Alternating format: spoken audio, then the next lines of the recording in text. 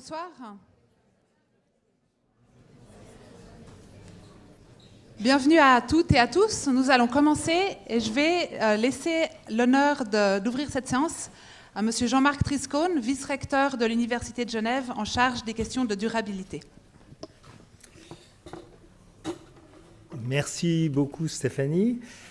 Monsieur le Président du Conseil d'État, Mesdames et Messieurs les députés, Madame la conseillère administrative, Mesdames et Messieurs les membres du jury, Mesdames et Messieurs les lauréates et lauréats, chers et chers collègues, Mesdames et Messieurs, je suis heureux de vous accueillir à nouveau, toutes et tous, au nom de l'Université de Genève, pour ouvrir ce premier moment de la cérémonie de remise du concours cantonal du développement durable. Et je me permets une entrée en matière un peu personnelle, car ce sera probablement la dernière fois que je ferai cette introduction au nom de notre institution. En effet, un nouveau rectorat entrant en fonction très probablement début 2024. Après 8 années au sein du rectorat, dont 4 à porter la responsabilité d'un dicaster autour des questions de durabilité, que de chemin parcouru. Chemin collectif, mais aussi un chemin personnel. J'ai beaucoup appris et j'ai certainement bénéficié des travaux de notre équipe et des messages sur les enjeux climatiques et de biodiversité que nous avons aidé à diffuser dans l'institution comme à l'extérieur. Ces questions, en effet, débordent largement le cadre de l'université et il est impressionnant de voir l'évolution de la sensibilité à ces questions abordées aujourd'hui lors de presque chaque soirée, quel qu'en soit le cadre. Et il est vrai qu'il faut agir, amplifier nos actions. Le conseil reçu de toutes et tous qui se transforme rapidement lors d'échanges en experts durabilité. Aujourd'hui, un travail extrêmement intéressant est poursuivi par le Conseil suisse de la science, dont j'ai la chance de faire partie. Le Conseil, avec l'aide d'experts, va produire un rapport sur les possibilités pour la Suisse d'adresser, comme on dit en anglais, le changement climatique avec une analyse des diverses causes et des moyens d'y remédier ou y remédier partiellement. Un travail qui permettra aux décideurs de mieux connaître les différentes dimensions du problème et de choisir dans quel domaine investir pour faire face de manière efficace au dérèglement climatique. Revenons à notre événement. Le premier moment de cette cérémonie est constitué par une table ronde organisée par l'Université de Genève intitulée « Comment communiquer sur l'urgence climatique ». En effet, l'université développe depuis plusieurs années une recherche de pointe sur les aspects comportementaux, ces aspects éminemment humains, aspects comportementaux liés aux grands enjeux planétaires, que ce soit sur les freins, les biais et les difficultés qui bloquent l'émergence de changements individuels ou collectifs, que sur les incitations, les outils de communication ou l'accompagnement qui permettraient de mieux concrétiser cette transition indispensable. Les chercheuses et chercheurs avec qui vous dialoguerez ce soir ouvrent des portes essentielles à notre compréhension de la réalité des perceptions humaines. Au sein de notre institution, nous sommes concernés au premier plan par ces questions. En effet, l'Université de Genève souhaite accomplir sa propre transition prioritairement par le biais d'un changement opéré en responsabilité par sa communauté. C'est le cas, par exemple, de notre politique avion, où l'objectif est de diminuer de 50% nos émissions d'ici à 2030. Mais où nous ne souhaitons pas entrer dans un processus trop lourd administrativement. Des mesures sont en place, d'autres vont être implémentées. Un projet de contribution climatique est par exemple en consultation. Mais en priorité, nous souhaitons que nos collègues se responsabilisent et pour cela nous devons informer, communiquer, convaincre. Pour que cette communication soit efficace, il faut des savoirs communs sur ces questions. Pour cela, l'Université de Genève souhaite non seulement continuer à former des expertes et experts via ses programmes de master, mais également offrir une formation de base sur la durabilité à l'ensemble des étudiantes et étudiants en bachelor. Pour cela, nous travaillons sur une boîte à outils qui sera à disposition des facultés, avec à nouveau un objectif clair, 100% des étudiantes et étudiants en bachelor devront prochainement être formés aux enjeux de durabilité. Une formation dont la forme sera décidée par les facultés qui travailleront pour l'adapter aux enjeux des différentes disciplines. Une université responsable, consciente et active, qui vous aujourd'hui en ces murs pour la cérémonie de remise des prix du concours du développement durable. Merci à toutes et à tous, bonne soirée et place à la table ronde. Stéphanie.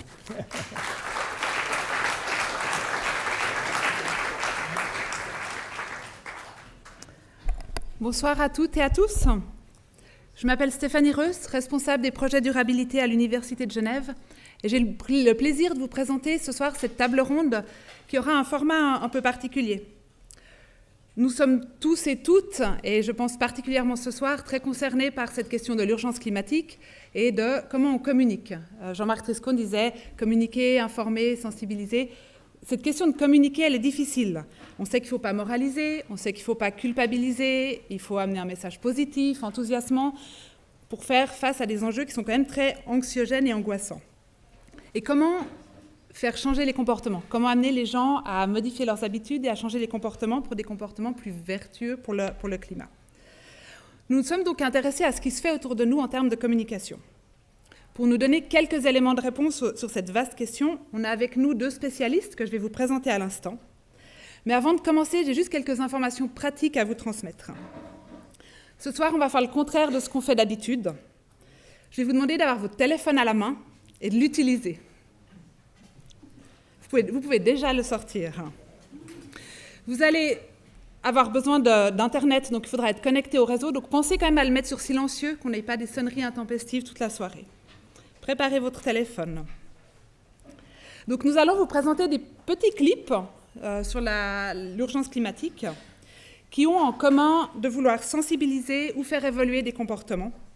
Et nous allons vous demander à la fin de chaque petit clip de donner votre avis, de donner votre réaction à chaud sur ces clips. On a sélectionné ces clips parce qu'ils viennent de différents endroits, ils ont été faits par différents acteurs de la transition et parce qu'ils abordent cette question-là avec des regards et des portes d'entrée qui sont différentes et variées. Et ce qu'on aimerait avec ce sondage que je vais vous proposer à l'aide de vos téléphones, c'est avoir vos réactions à chaud sur ces clips. Qu'est-ce que vous avez ressenti? Quelles émotions vous avez ressenties? Qu'est-ce que vous en pensez?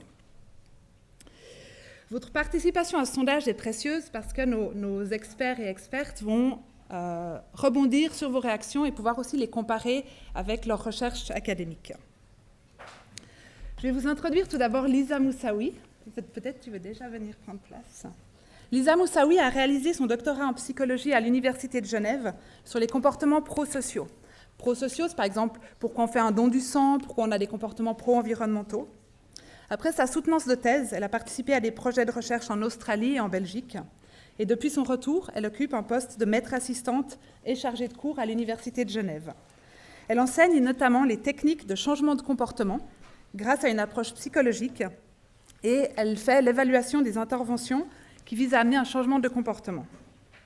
Depuis 2019, elle est aussi consultante en parallèle à son activité à l'université pour différents acteurs, des services de l'État notamment ou des organisations internationales, qui souhaitent encourager des comportements en faveur de la santé ou en faveur de l'environnement. Elle a créé sa propre entreprise, Behavior Change Expertise, il y a quelques années pour cette activité. Bravo.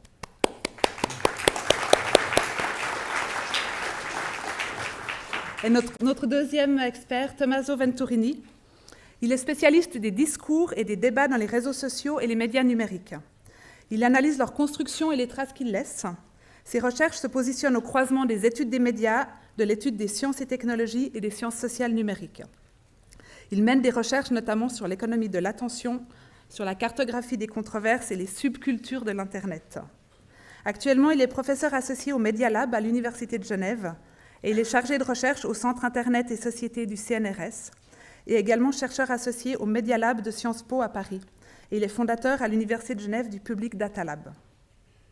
Il est motivé par l'observation, en tant que chercheur et que citoyen, des difficultés croissantes que les médias numériques rencontrent pour préserver la qualité du débat démocratique. Il s'appuie pour ses recherches sur une approche participative qui est promue grâce au Public Data Lab.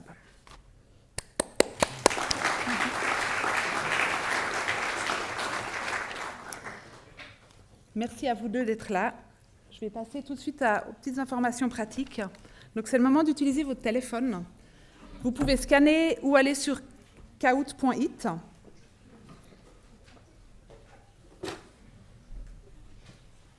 Je garde celui-là.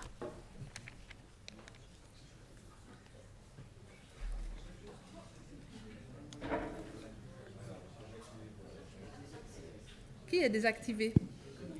Ah bah bravo, je l'ai testé il y a 1 heure. Bon, il y a 1 heure, il marchait. un classique, c'est pas grave. Vous pouvez simplement taper sur internet kahoot.it et ça marche. J'aurais dû le tester. Il y a 1 heure, il marchait. Voilà, kahoot.it. Ouais. Alors, je vais vous donner le code. Vous allez entrer le code qui sera affiché à l'écran. Vous allez choisir un pseudo, parce qu'on vous demande un pseudo, mais vous pouvez mettre une lettre, n'importe quoi. Il faut juste entrer quelque chose pour que ça fonctionne. Après chaque clip, on va vous proposer une question et vous allez répondre à ce sondage. Il y a une question qui va s'afficher, vous aurez le temps de la lire. Et on va vous proposer 6 réponses à choix qui sont en couleur. Et sur votre téléphone, vous aurez les 6 couleurs qui correspondent aux réponses et vous sélectionnez la réponse qui vous correspond. Vous choisissez une ou plusieurs réponses selon les questions. Je vous mets tout de suite le code à entrer. Normalement, on devrait vous voir apparaître ici.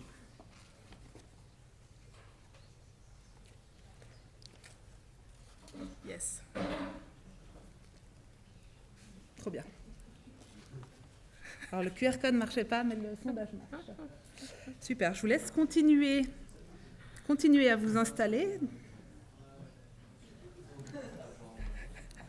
Ça aura les questions auront cette tête-là. Donc, il y aura une question, et puis 6 réponses à choix. Et sur votre téléphone ne s'afficheront que les couleurs. Et vous choisissez la couleur qui correspond à la réponse que vous voulez choisir, sélectionner. C'est bon? Très bien. Ça va pour toi? On passe tout de suite, on est où? Ok. Très bien. Je donne tout de suite la parole. Oui, pardon? Ils veulent le code. Le code. Si vous assistez à cet événement à distance, que vous êtes sur la page internet de l'université, que vous regardez à distance, vous pouvez participer aussi. Le code il sera affiché encore tout le long sur les questions. Je vais donner la parole tout de suite à Tommaso Venturini pour introduire un petit peu cette discussion. Merci beaucoup Stéphanie, merci à tout le monde.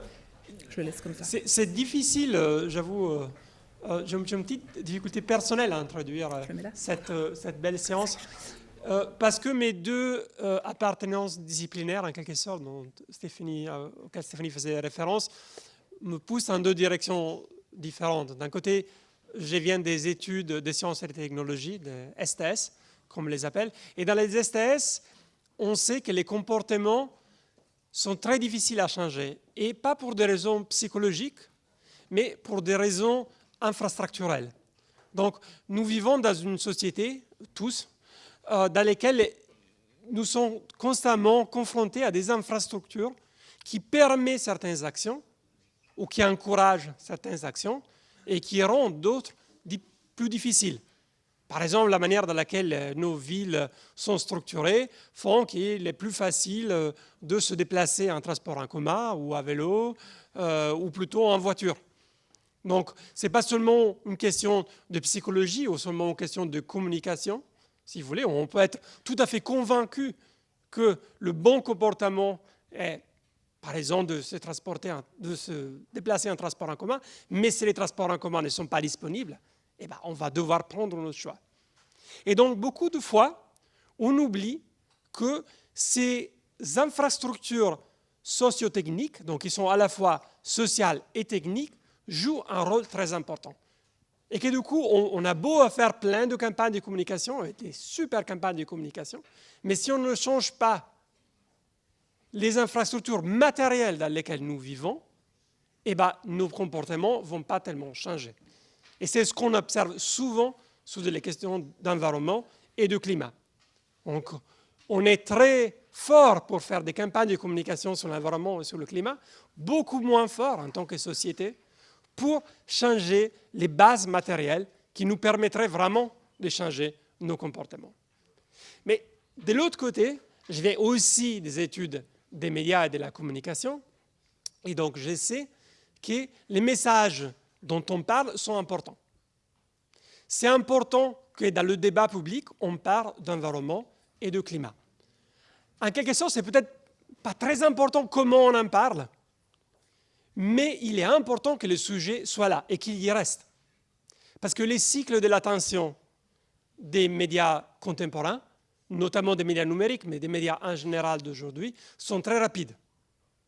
Donc on parle de changement climatique quand le GIEC publie son rapport, ou quand il y a une COP, et le jour suivant, on a déjà oublié parce qu'on a la nouvelle de où sera la prochaine Coupe du Monde de foot, ou parce qu'un artiste publie son nouveau album. Et du coup, soudainement, on est distrait, on oublie la question de l'environnement et on passe à autre chose. Et ça, c'est quelque chose qu'on connaît depuis longtemps. Déjà dans les années 60-70, les chercheurs en communication se rendaient compte que le public, l'opinion publique s'intéresse à l'environnement, s'intéresse vraiment aux questions d'environnement et de climat, mais parfois pas assez longtemps.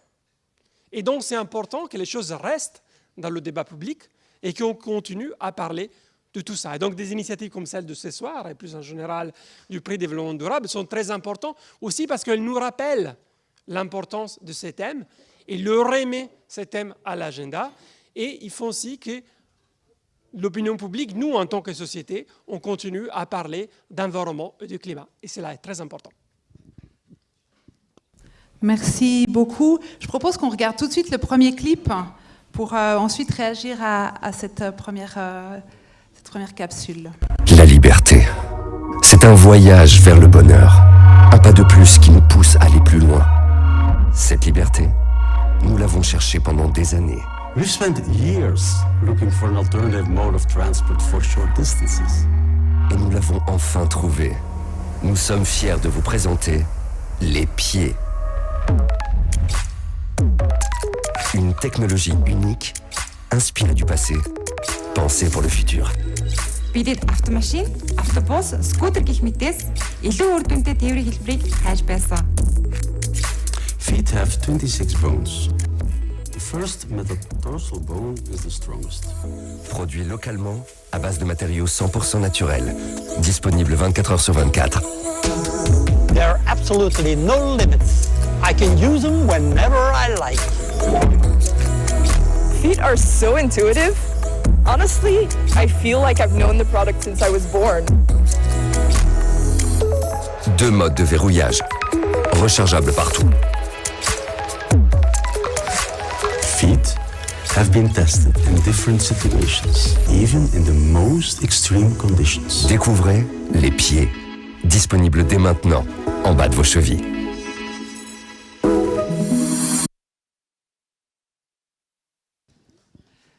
Je vous propose de répondre tout de suite au sondage. Quand vous rallumez votre téléphone, ne rechargez pas la page.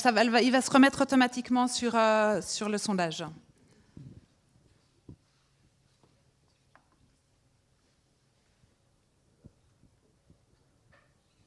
Est-ce que cette vidéo vous a fait rire, saoulé, appris quelque chose de nouveau? Vous vous êtes senti infantilisé, ça vous a laissé indifférent ou ça vous a fait réfléchir?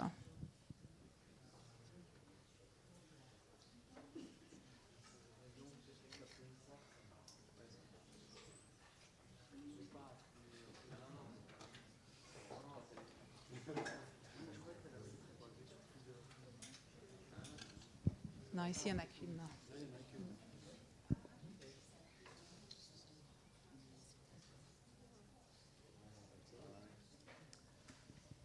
Alors, je crois que c'est sans appel. Vous avez plutôt trouvé ça drôle.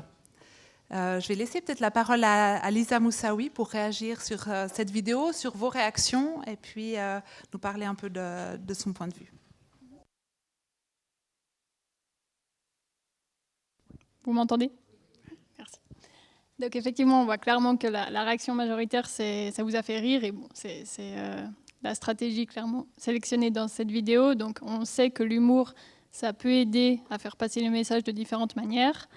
Ça peut aider la mémorisation. On mémorise mieux les choses qui sont associées à des émotions, notamment positives. On a un traitement de l'information qui est plus approfondi et aussi on a moins de ressources pour contre-argumenter. Et il y a aussi le côté que ça nous donne une émotion positive, donc on a moins envie de contre-argumenter. Néanmoins, donc il n'y a personne qui a dit « appris quelque chose de nouveau ». Et effectivement, le message principal, c'est la marche, c'est efficace pour les courtes distances. Donc au final, ça part un peu du principe que les gens ne savaient pas déjà cette information. Enfin, pour que ça fonctionne, c'est comme si on informait les gens de cette nouvelle information et du coup, ça suppose que la raison pour laquelle les gens n'utilisent pas la marche pour les courtes distances, c'est parce qu'ils ne savaient pas.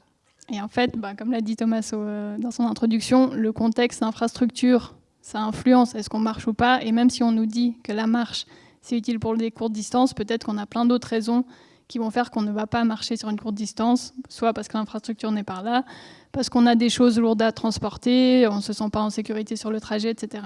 Donc c'est quand même assez restreint comme angle. Et deuxièmement, on dit juste aux gens, la marche, c'est le mieux pour les courtes distances, et on suppose qu'ils vont nous croire. Alors on aurait pu utiliser une autre stratégie qui aurait été essayer de prouver ça. Par exemple, faire partir 2 personnes en même temps pour faire un trajet, une à pied, l'autre en voiture, et montrer qui arrive le premier. Donc là, on suppose juste qu'ils vont nous croire parce qu'on leur dit les choses telles quelles. Voilà ce que j'avais à dire. Merci. Est-ce que Tommaso, tu veux réagir? Je suis tout à fait d'accord avec l'analyse d'Elisa. Et je rajouterais juste que ce qui est intéressant, et d'où vient la partie un peu rigolote de cette vidéo, c'est qu'elle prend à contre-pied la croyance dans la technologie. Souvent, notamment pour des questions du climat, on a tendance à dire c'est pas grave si on ne change pas nos comportements, si on ne réduit pas nos émissions, par exemple, parce qu'il y aura une technologie qui viendra nous sauver. On n'a pas encore découverte, mais on y travaille, bientôt on la découvrira. Et c'est un peu ce qu'on voit dans cette vidéo-là, où les pieds sont présentés selon le genre, si vous voulez, des communications autour des nouvelles technologies. Alors qu'évidemment, c'est ni une technologie, ni nouvelle, mais c'est cette dissonance cognitive, si vous voulez, qui rend la vidéo intéressante et rigolote. C'est un peu comme une vidéo de voiture, si vous voulez, mais pour une fois, on nous montre nos pieds.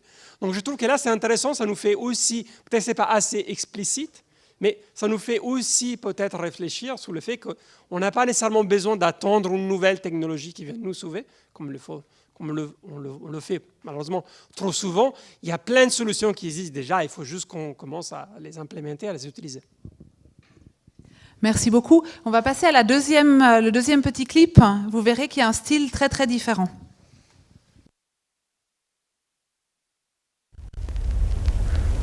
I love you, California. You're the greatest state of all. I love your fertile valleys, your dear mountains I adore. I love your summer breezes and I love your winter rain. I love you, land of flowers, land of honey, fruit and wine. I love you, California. You have won this heart of mine.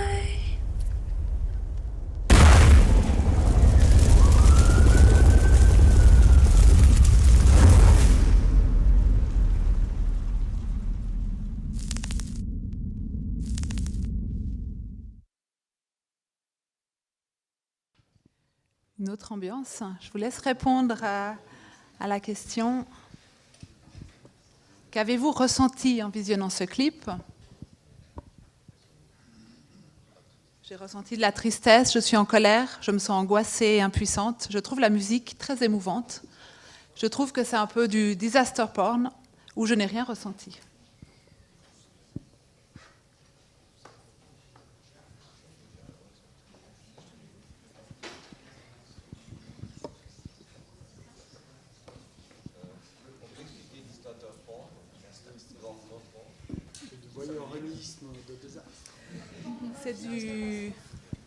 C'est le disaster porn, c'est de la pornographie de catastrophe. C'est une espèce d'attirance pour des images qui sont assez sombres et dérangeantes. Alors, les résultats sont un peu plus nuancés. Effectivement, c'est une vidéo qui, moi, à titre personnel, qui m'apporte beaucoup de tristesse. On voit ces images, on entend cette musique. C'est terriblement triste. Je vais laisser Lisa réagir à vos résultats et à cette vidéo. Oui, donc c'est vrai que là, si on additionne tristesse, colère et angoisse et impuissance, on est quand même globalement dans des émotions négatives.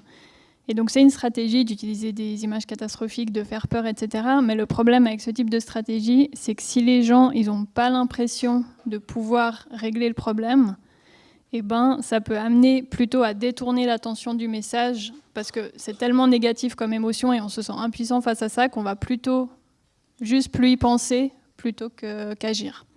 Donc en fait, pour que ce type de stratégie motive l'action, il aurait fallu ensuite peut-être avoir une deuxième partie plus positive où on dit aux gens concrètement qu'est-ce qu'on peut faire par rapport à ça.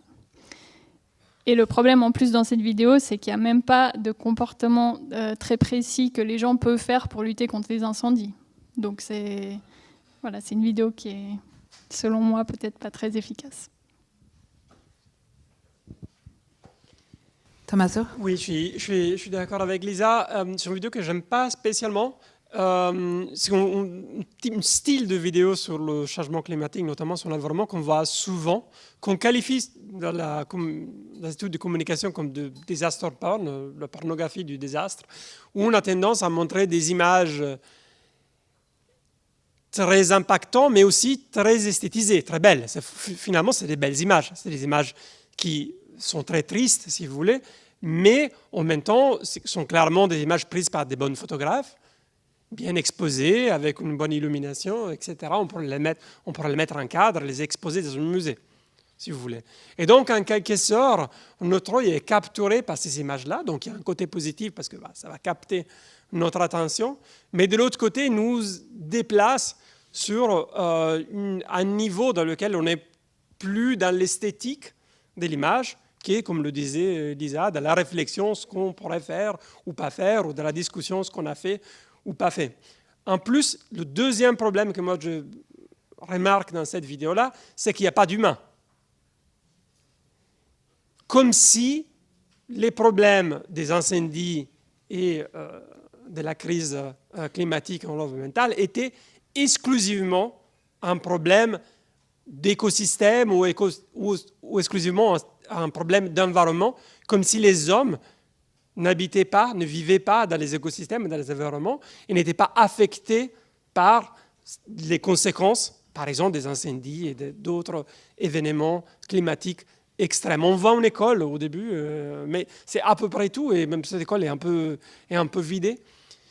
Et donc, en quelque sorte, c'est enlever l'humain de l'équation du changement climatique, alors qu'on sait très bien que l'humain, on le verra dans quelques-unes des prochaines vidéos, il est très important d'un côté comme cause, sans doute, de ce changement par les émissions, mais aussi comme une des acteurs qui sont affectés par cette crise climatique. Et en plus, comme on le verra aussi, on sait bien qu'on n'est pas tous affectés de la même manière, hein, notamment sur les incendies, et notamment sur les incendies en Californie et aux États-Unis. On sait que les communautés plus vulnérables et plus marginales sont beaucoup plus affectées que les communautés riches qui habitent dans les beaux quartiers des villes qui sont, grosso modo, relativement peu touchées par les feux. Et donc tout ça est complètement invisibilisé par cette vidéo. Merci beaucoup. C'est vrai que si on additionne la tristesse et angoissé et impuissant, ça fait une majorité. Et ce que tu disais, Lisa, aussi, c'est que ça nous laisse avec un sentiment, finalement, on ne sait pas quoi faire, on est triste et on passe à autre chose. Donc, ce n'est pas moteur de changement. On va passer à la suivante. Alors, c'est encore un autre style. Ce discours, le président a réaffirmé aussi les miennes. Des valeurs 424 milliards d'euros empruntés à 2,63% dans une zone euro. Le taux d'inflation, excusez-moi, est à 10,2%. Et en même temps, nos chiffres sont faux. Ils ne sont pas mis au bon endroit.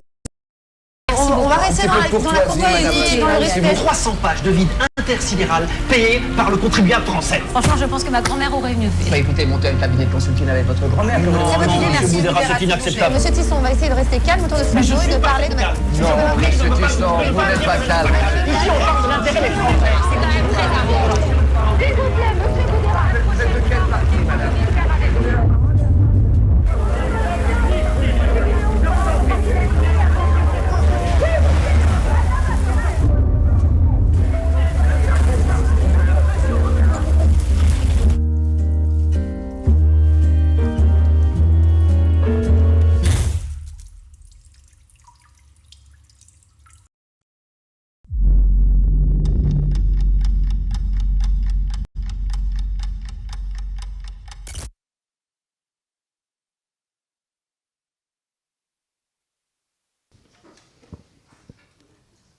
Alors la question suivante, comment vous sentez-vous après ce clip?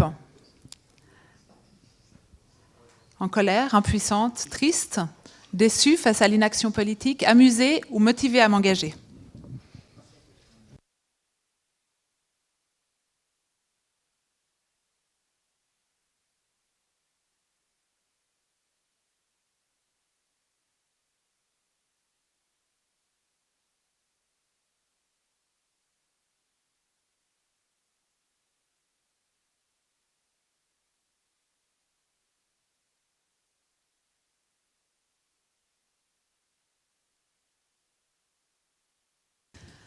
Donc c'est un clip parodique qui a été réalisé par plusieurs acteurs de la transition. Alors on voit que la réaction principale, c'est une déception face à l'inaction politique. C'est un clip qui renvoie très clairement la responsabilité aux politiques. Je vais laisser peut-être Tommaso. Merci.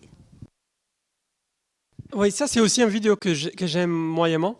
Donc il a une grande qualité qui est celle de mettre la politique au centre de la discussion sur le climat. Ça c'est très important parce que bien sûr la politique a un rôle très important à jouer dans le bien comme dans le mal. Le problème ou les deux problèmes de cette vidéo, de mon point de vue, sont qu'elles exposent une vision de la politique et de la prise de décision politique qui est très simpliste et très réductive, notamment sur les questions d'environnement et de climat. Parce que d'un côté, elle nous montre une prise de décision totalement bloquée, comme si on ne faisait que parler et qu'en fait on ne décidait rien autour de l'environnement et du climat, alors que c'est faux. La politique, dans les différents pays, aux différents niveaux, prend plein de décisions autour du climat. Parfois des décisions qui sont problématiques d'un point de vue climatique, environnemental, mais le problème n'est pas seulement qu'il y a un manque de prise de décision, c'est que souvent il y a une prise de décision qui va à l'encontre des solutions à la crise environnementale auquel on fait face. Et de l'autre côté, elle présente, donc d'un côté, elle est un peu trop méchante, on va dire, avec la politique, cette vidéo. De l'autre côté, elle est un peu trop gentille, dans le sens qu'elle présente comme si on ne faisait que parler, en fait, on ne prenait pas des décisions, alors qu'on prend des décisions, mais les mauvaises décisions. Et de l'autre côté, elle est un peu méchante avec la politique, parce qu'elle présente la prise de décision politique comme si elle était facile et évidente. Le monde, on sait tout ce qu'on doit faire. Alors que c'est beaucoup plus compliqué que ça. Parce que même si on sait plus ou moins tous, et on est de plus en plus d'accord qu'il faut faire quelque chose, qu'est-ce qu'on doit faire? Quelle décision politiquement on doit prendre? Dans quelle solution on doit s'engager? Ça, c'est une question beaucoup plus compliquée. Parce que bien sûr, ça veut dire demander des sacrifices à certaines parties de la population et à pas d'autres. Comment on va répartir le poids de ce changement? Tout ça, c'est des questions bien plus compliquées et bien plus controversées que la vidéo ne le montre.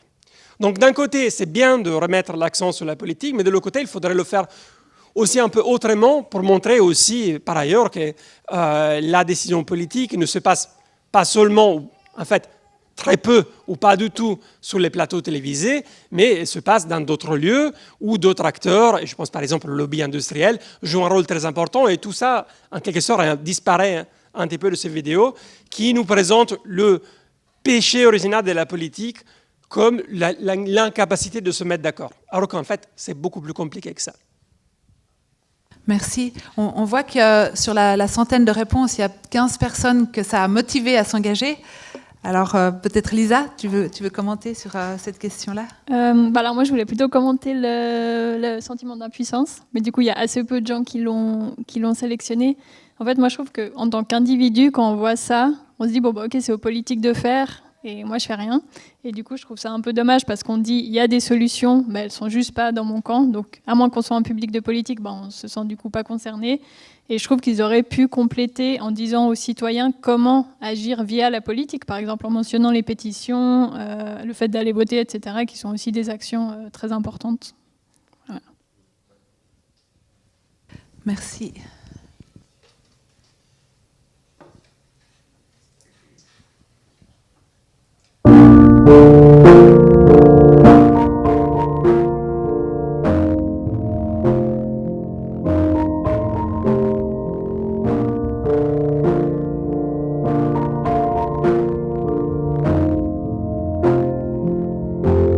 Everything is awesome.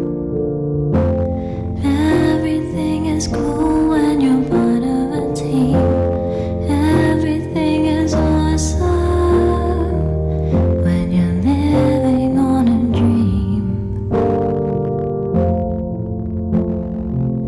Everything is better when we stick together. Side by side, you and I gonna win forever. Let's party forever. We're the same, I'm like you, you're like me. We're all working in harmony. Everything is awesome. Everything is cool when you're part of a team. Everything is awesome when you're living on a dream. Everything is awesome when you're living on a dream.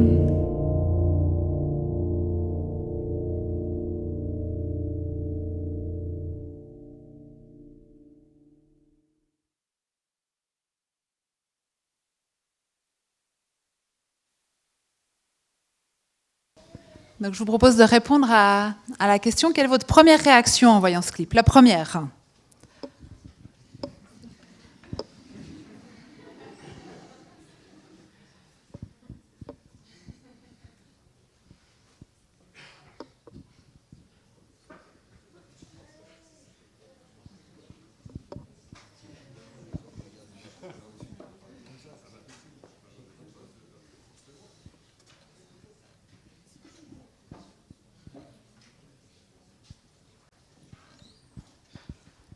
Donc ce clip, c'était une campagne de Greenpeace qui visait un événement assez particulier qui était un partenariat Lego-Shell, donc un sujet assez spécifique.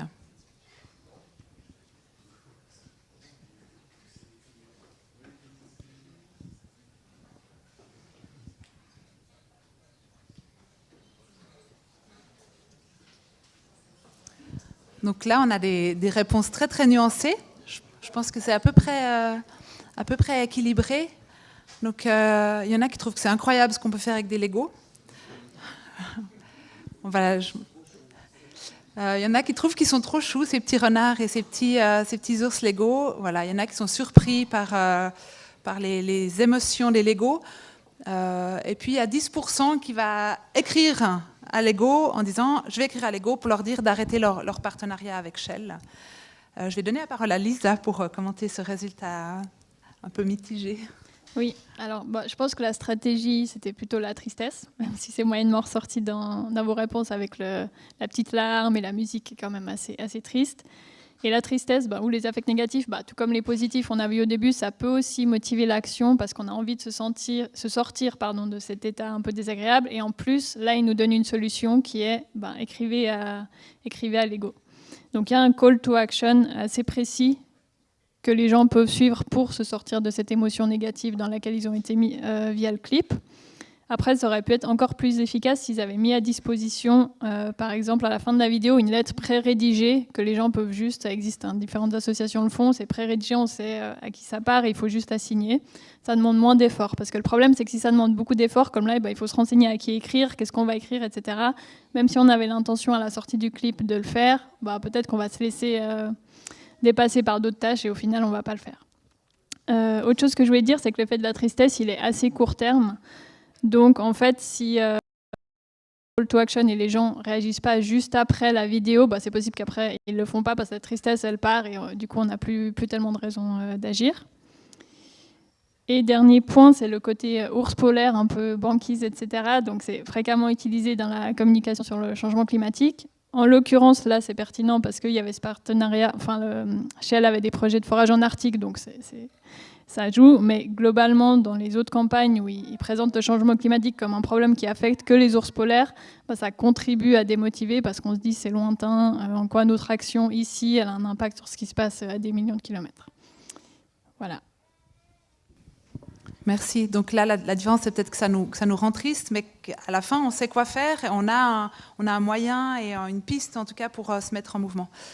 Tommaso, tu parlais aussi de la qualité des films et la qualité des images. Peut-être tu veux dire 2 mots là-dessus. Oui, les images sont magnifiques. Hein. Clairement, c'est d'un point de vue juste de la qualité technique, c'est une des meilleures vidéos qu'on va voir ce soir. C'est vraiment super bien fait. La musique aussi est magnifique. Mais je voulais aussi réagir sur le 22% sur la colère. C'est clairement une campagne de shaming. Hein. Donc ça vise à... je pense, moins à nous rendre tristes qu'à mettre la honte à Shell et à Lego, aux deux, en fait. Et ça, c'est assez efficace, en fait, ce type de stratégie-là, parce que ça contrebalance assez bien les stratégies de greenwashing, de lavage vert, beaucoup d'entreprises et de beaucoup de marques qui font de la communication, qui essaient de mettre en valeur les quelques peu d'actions positives qu'ils font pour l'environnement, tout en cachant les pleines d'actions négatives qu'ils font sur ces questions-là. Par ailleurs, c'est peut-être ça le défaut que je trouve dans cette vidéo-là, c'est qu'il nous donne relativement peu d'informations factuelles, en fait, sur les initiatives de forage, par exemple, de Shell, ou sur le contenu de la partnership entre Lego et Shell. Ça aurait été intéressant au passage aussi de nous dire un petit peu, pourquoi pas de jouer la métaphore de Lego et de tout faire en Lego, mais en fait là on ne sait pas exactement pourquoi, qu'est-ce qui se passe, à quel niveau, à quelle quantité, à partir de quand, est-ce qu'il y a encore moyen d'arrêter cette exploitation d'énergie fossile, etc. Donc elle reste un tout petit peu, donc pourquoi pas la stratégie de la honte, moi ça me va très très bien. Mais par contre, si on pouvait donner un peu plus d'informations, ça serait peut-être, là c'est un peu une occasion manquée de ce point de vue. Merci. Je vous propose qui aborde encore le sujet avec un autre regard.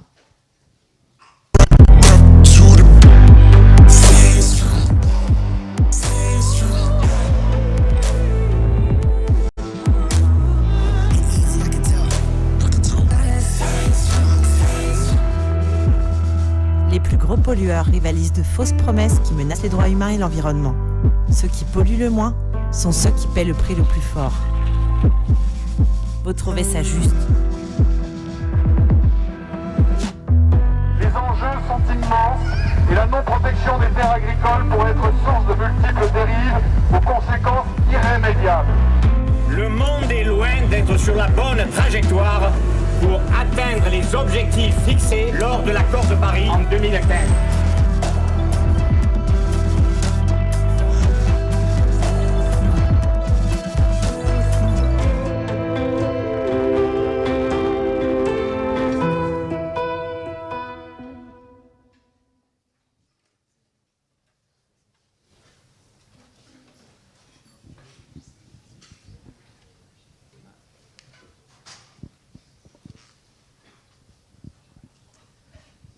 Est-ce que ce clip vous a fait réfléchir, remettre en question peut-être les solutions technologiques, découvrir le greenwashing actuel que vous ne connaissiez pas, comprendre l'injustice climatique ou prendre conscience que la compensation carbone n'est pas la bonne solution? n'est pas la solution. C'est un clip qui a un format beaucoup plus traditionnel, avec quelques images, des explications, c'est beaucoup plus factuel, des images de personnes qui manifestent, donc dans la construction qui est très différente des précédents aussi.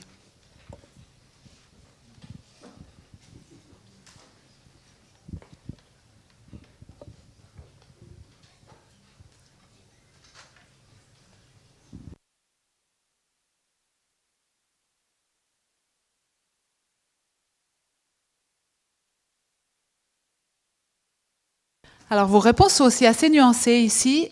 Ça vous a fait prendre conscience, donc quelque chose que peut-être vous n'étiez pas conscient, vous n'étiez pas au courant. Donc le message, visiblement, est passé, parce que je pense que c'était un des messages de la vidéo. Ça vous a fait réfléchir, ça vous a fait comprendre l'injustice climatique.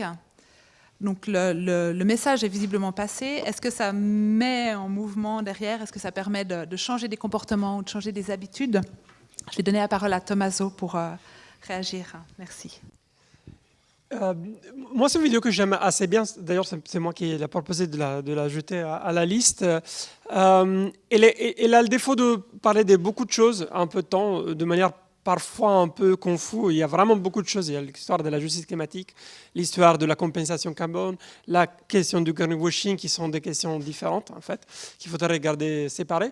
Mais par contre, ce que j'aime bien de cette vidéo-là, c'est que, pour une fois, elle nous montre des vraies personnes faire des choses. À la fois subir les conséquences du changement climatique, on en a parlé tout à l'heure, donc ça remet l'humain dans le jeu comme victime du changement climatique, et aussi de manière assez intelligente, parce qu'elle montre bien comment en fait on n'est pas tous victimes de la même manière, hein, comme il y a certains groupes sociaux, certaines communautés qui sont beaucoup plus vulnérables que d'autres, et ce n'est pas nécessairement ceux qui sont les plus responsables du changement climatique. Donc ça me semble déjà un message très important. Mais aussi, après, on voit aussi des gens aller dans la rue, participer au débat public, comme le disait tout à l'heure Lisa, elle nous montre aussi qu'est-ce qu'on peut faire et pas seulement comment on doit se sentir. Donc ça, je trouve que c'est quelque chose d'intéressant de cette... Parce que beaucoup des vidéos que nous avons vues jusque-là, grosso modo, essayent de nous montrer comment on doit se sentir, et puis à la fin, il y a un petit slogan qui dit « vous pouvez faire ça ».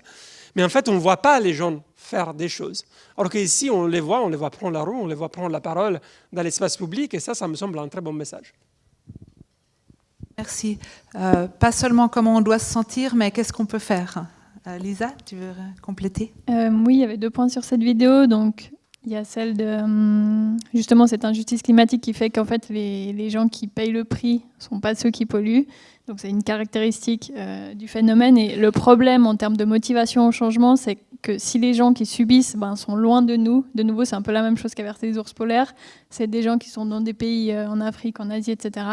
Donc ça va moins nous motiver à faire quelque chose ici, dans notre vie de tous les jours, pour régler le problème.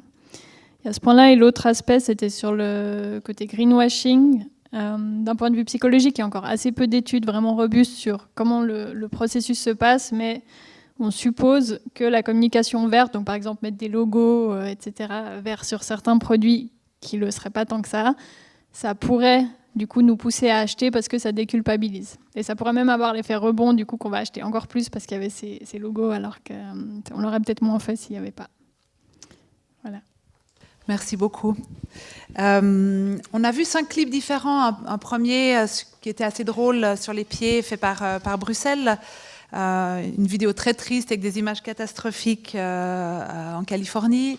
La montée des eaux, une parodie. On a vu la vidéo sur les Legos, qui était une vidéo très bien faite, que moi je l'ai vue, je suis tout de suite allée la montrer à mes enfants en leur disant « Regardez, c'est incroyable ce qu'ils font Lego ».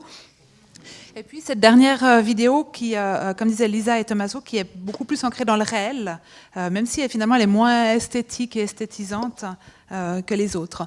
Je vais vous demander maintenant en fait laquelle de ces vidéos vous a le plus convaincu.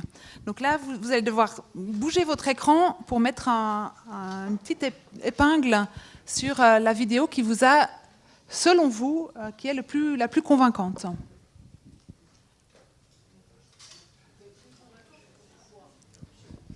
qui est la plus convaincante dans l'idée de est-ce que le message est passé, est-ce que je vais adapter mon comportement, est-ce que je vais peut-être agir ou me mettre en mouvement face à ces enjeux-là.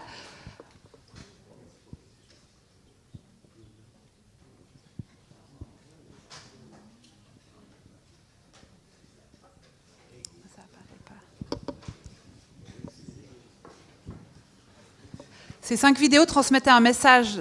Laquelle vous paraît, à la fin de la vidéo, vous dites « Oui, là, vraiment, j'ai saisi le message, je vais faire quelque chose ».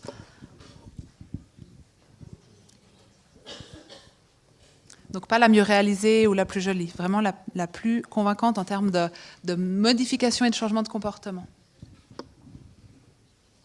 Voilà, super. Alors, je pense que la plus convaincante, c'est celle de Bruxelles, avec les pieds. Clairement, la moins convaincante, celle qui vous a le moins convaincu, c'est celle sur les incendies en Californie, qui est vraiment triste et qui nous laisse vraiment très désemparés. Et puis, je pense que la deuxième, c'est celle sur l'injustice climatique. Alors, il y a une dernière question à laquelle je vais vous demander de répondre avant de donner la parole à Tommaso pour conclure. À Lisa, pardon, bien sûr, à Lisa, pour conclure. Ça, c'est selon vous. Maintenant, pour faire changer des habitudes, on aimerait que les gens autour de nous adoptent des meilleurs comportements, des meilleures habitudes. Quelle serait, selon vous, la meilleure attitude à adopter? Faire prendre conscience de l'urgence aux gens autour de nous, les rendre excessivement tristes, comme avec la vidéo pour la Californie, ou parler de quelque chose qui est très proche, très probable, très concret, parler de l'engagement, proposer des solutions ou donner des chiffres et des faits qui sont vraiment scientifiques et factuels.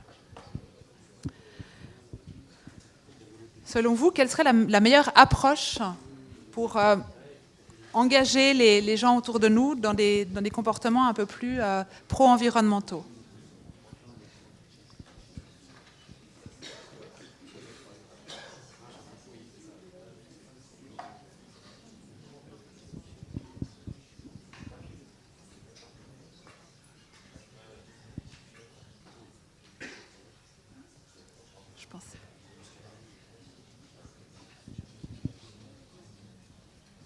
Donc très clairement, c'est proposer des solutions.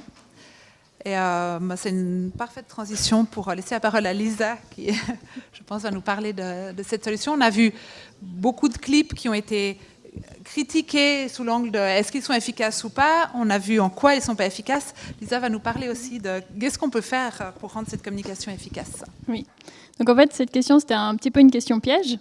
Parce qu'au final, il n'y a pas de réponse universelle pour dire telle technique est meilleure dans tous les cas. Donc là, vous êtes majoritairement à dire proposer des solutions. Donc oui, proposer des solutions, c'est bien, mais si on est sur un public qui est déjà conscient du côté négatif. Parce que si vous proposez des solutions à des gens qui ne voient pas le problème, ils n'auront pas tellement de raison de suivre vos recommandations. Donc voilà, on vous a fait un petit piège sur la fin. J'ai une citation que j'aime bien qui dit « Pour tout problème complexe, il y a une solution évidente, simple et fausse ». Et donc on est d'accord que le changement climatique, c'est un problème complexe, changer les comportements, c'est un problème complexe, et du coup, il faut se méfier un petit peu des réponses trop simplistes qui disent il faut faire peur, il faut donner des chiffres, etc. C'est pas si simple que ça, en fait, il faut vraiment savoir à qui on s'adresse et avec quel objectif pour ensuite pouvoir dire quelle est la meilleure manière de communiquer, le meilleur message, etc. pour cette population-là, avec cet objectif-là. Pour vous donner juste quelques exemples, si on a un public qui est déjà conscient de l'urgence climatique mais qui se sent impuissant en tant qu'individu, on est d'accord que faire peur, ça ne sera pas approprié, on va juste renforcer ce sentiment négatif. Donc là, par exemple, proposer des solutions ou faire prendre conscience que l'impact individuel, quand on est au niveau collectif, ça sert à quelque chose, ça sera plus pertinent. À l'inverse, si on est sur des gens qui ne se sentent pas concernés par le problème, rendre le problème très local, le rendre concret localement et ensuite proposer une solution, ça sera plus utile. Et finalement, peut-être qu'on a un public déjà motivé, qui a déjà décidé de faire quelque chose, mais qui oublie, qui procrastine, etc. Et dans ce cas-là, peut-être que ça ne sera pas un clip vidéo, ça ne sera peut-être pas une affiche le meilleur moyen, mais un message sur le téléphone qui rappelle aux gens de faire le comportement qu'ils ont décidé de faire au moment où ils devraient le faire. Donc en fait, pour construire la bonne communication, il faut faire une analyse. Quel est le public cible à qui on cherche à faire changer le comportement, quel est notre objectif et quelles sont aussi les raisons qui freinent les gens à faire les comportements. Comme on a discuté pour la marche, c'est peut-être pas qu'ils ne savaient pas que la marche c'est le meilleur moyen pour les courtes distances, il y avait d'autres raisons qui les poussent à ne pas le faire, donc il faut analyser ces barrières et ces raisons pour ensuite construire le meilleur message et le meilleur moyen de communication. Tommaso, un petit mot pour la fin? Non. Lisa a très bien résumé. Donc, sélectionner, savoir à qui on s'adresse, quel message on veut faire passer, et puis adapter sa communication. Il n'y a pas de solution toute faite, mais j'espère que cette discussion vous a intéressé et puis que vous avez aussi pu découvrir des aspects par rapport à cette communication. Tu veux mettre la dernière slide? Je remercie beaucoup Lisa et Tommaso d'avoir participé à cette discussion. J'espère que ce format qui était un peu expérimental vous a plu. Et puis là, il y a les 5 clips qui ont été sélectionnés. Il y en a des centaines, j'en ai vu des centaines pour en sélectionner 5. Donc voilà, si vous voulez en voir plus, des clips marrants ou tristes ou intéressants, n'hésitez pas à me demander. N'hésitez pas à parler avec Lisa et Tommaso aussi plus tard, si vous voulez continuer d'échanger sur le sujet. Merci beaucoup au SDG Office et au service Campus Durable. Et merci Chloé pour l'assistance. Bravo.